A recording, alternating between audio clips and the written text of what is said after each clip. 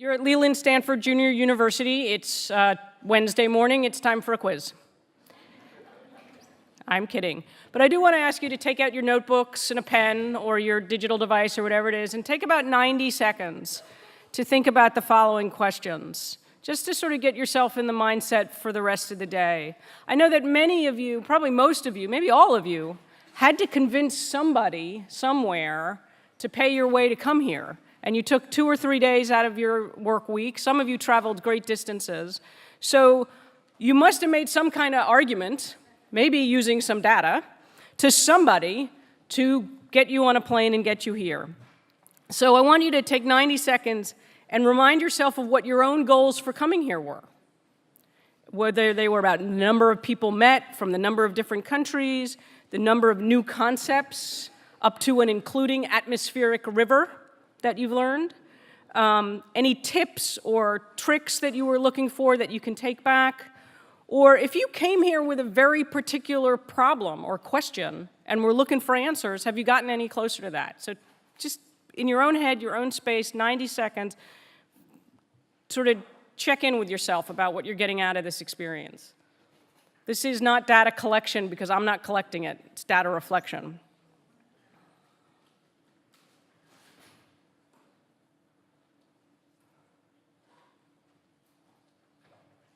All right. So the question I have for you, this is data collection. How many of you are 50% of the way to meeting your goals? Okay, good, because we're 50% of the way through the conference. So if you're not, you might want to just adjust it a little bit. So I hope that's helpful, and good luck getting the rest of the way there. We're going to do our best. You do your part. I also want to take a second to just reflect a little bit on what I've learned in the first day and the kinds of questions I'm asking a little bit further along, and the kinds of questions I've heard from many people that the questions we didn't put on the agenda that I think are important to raise up to the level of this entire gathering.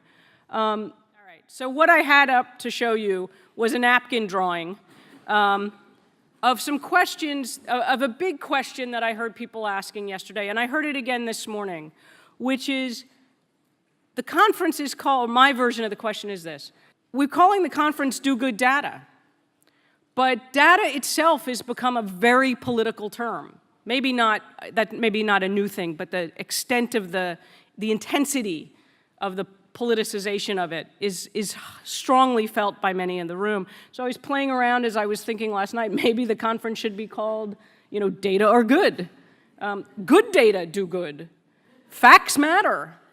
I'm making a little bit of fun here, but I think this is a very important issue. That, again, broader issue, longer time frame of global consequence, but I think for many of us from the US at this particular moment, there is a sense that we are busy trying to figure out how to advance our own use of digital data for learning and improving our performance in an age of alternative facts, of highly politicized climate, and one in which the word data means many, many things to many people. And because of the way your organizations sit in your communities, I wanted to highlight this as an issue that maybe you want to talk about it at lunch. Feel free to create your own session about this at lunch. Find some colleagues. I just had a brief minute. There are 9 people here from the Antioch School District. If you folks would stand up, I know that they feel this very strongly, that they are trying to use data to improve teaching.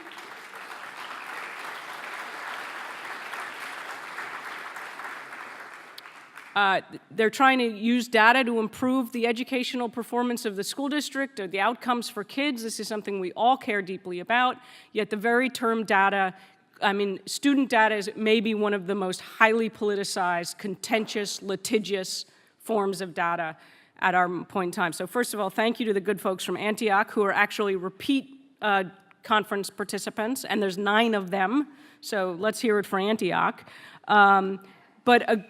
If you're interested in this issue, if how your organization uses data in the larger social and political moment we're in, that's a conversation to make happen at lunch, go make it happen, or during one of the breaks.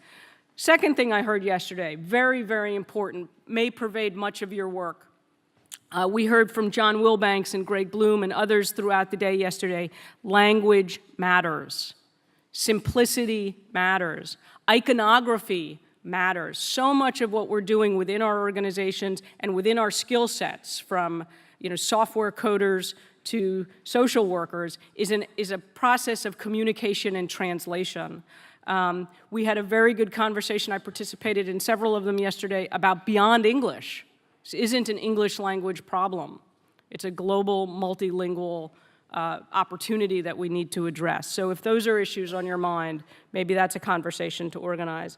One more actually. There's also a sense in this room that I find quite exciting, that there are organizations, that the nonprofit sector has got it. The folks in this room get it. Innovating with digital data is the present and the future. And there are many of you here who are at this stage of figuring out, within our existing construct as a not-for-profit, a 501c3 or 4, or wherever you fit in the tax code, a private foundation, how to use this within your organization is your challenge. And that's tough. We had several sessions yesterday on organizational change. There are, however, also people in this room who are at an edge further than that, which is recognizing that the whole enterprise form of nonprofits may need to change.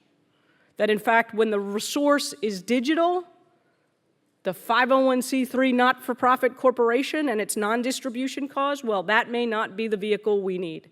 And there are people in this room, I shouted out Sean McDonald and Keith Porcaro yesterday, Ben Pearson is here from the Gates Foundation. There are people in this room trying to figure out what is that next iteration. That's a big question for the lab and a conversation we'd love to have with you. So find those folks. One more thing. I really do want to emphasize, we do not do this work alone at the lab and with SSIR and at Stanford PACS. Today, you're going to hear the next session is some faculty members from Stanford. I mentioned we want to leverage that.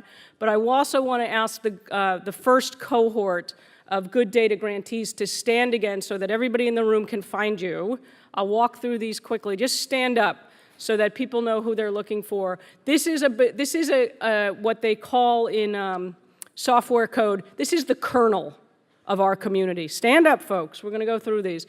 Please find these people and talk to them about their projects. The Alliance of Information and Referral Systems, the Media Mobilizing Project, the folks from the Engagement Lab at Emerson College, the Data Labs folks from New Philanthropy Capital and NYU, folks from great nonprofits who are innovating with survey data, and our colleague from Drexel University. And then this is a 4-organization collaborative grant, so please look for the folks from the Center for Democracy and Technology, Future Privacy Forum, SimLab, and the Engine Room. They're building things. First of all, stand up, folks. Give them a hand.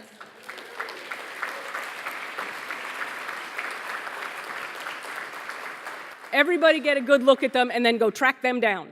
You have one more day to meet these people and they to meet you. That's how we're going to build a community. There's the kernel of our software platform, but we need to keep building that together. I'm going to make one more shout out. If in fact the rain has stopped, or even if it hasn't, please take advantage of the fact that there are an incredible number of wonderful things happening on this campus. 2 in particular that I want to note for you are in your program. They happen after the conference. Jennifer Granick, who is the head of civil liberties at the Stanford Law School and the author of a new book, American Spies, Modern Surveillance, Why You Should Care and What to Do About It, is doing a book reading this evening at the law school. And then Trevor Paglin, who is an extraordinary artist who uses remote sensor digital data to freak you out, I guarantee, freak you out, is giving a lecture at the Bing Auditorium this evening. All the information is in your program, so check that out while you're here.